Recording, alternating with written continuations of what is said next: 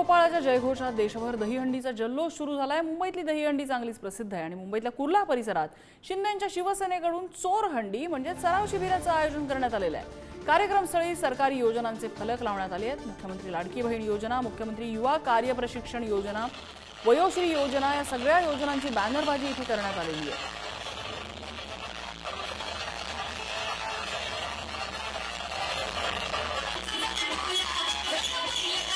धनंजय दळवी आमचे प्रतिनिधी आपल्या सोबत आहेत। धनंजय, कसा आहे उत्साह?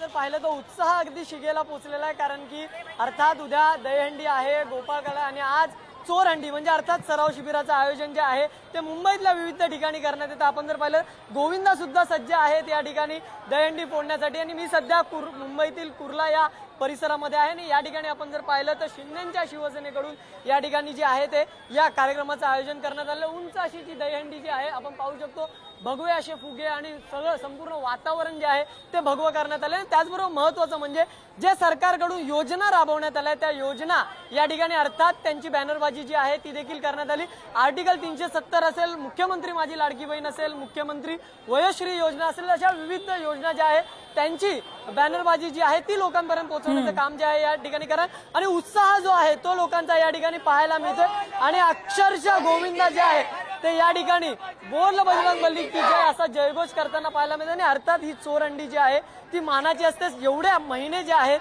सराव केला जातो आणि त्या सरावानंतर गोविंदा जे आहे ते अक्षरशः हंडी फोडण्यासाठी तयार असतात आणि त्याचाच पुन्हा एकदा जो आहे तो प्रयत्न या ठिकाणी केला जातो। आयोजक नम्रता माझ्यासोबत आहे, आपण त्यांच्याशी बोलूया। काय सांगाल, या ठिकाणी मोठा उत्साहाचं वातावरण आहे, सगळे या ठिकाणी जमा झालेले आहेत, तुम्ही सगळ्या योजना ज्या आहेत त्या ठिकाणी लावलेल्या आहेत, सगळे गोविंदा पदक यायला सुरुवात झालेली, काय नेमकी भावना आहे? अतिशय आनंदाची भावना आहे। सन्माननीय महाराष्ट्र राज्याचे मुख्यमंत्री ज्या प्रकारे काम करतायत त्या कामाची पोचपावती म्हणून सर्व ठिकाणी आपण हे सराव शिबिराचं आयोजन केलेलं आहे, दहीहंडीचं आयोजन केलेलं आहे। सर्वसामान्यांपर्यंत ही योजना कशी पोहोचेल, आता आम्ही एक वेगळी पण स्ट्रॅटेजी केलेली आहे।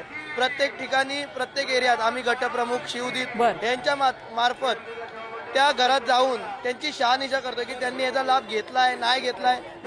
अगदी एक प्रकारे निवडणुका तोंडावर आल्याचंच हे चित्र बघायला आपल्याला म्हणायला हवं। धनंजय, धन्यवाद या सगळ्या संदर्भात।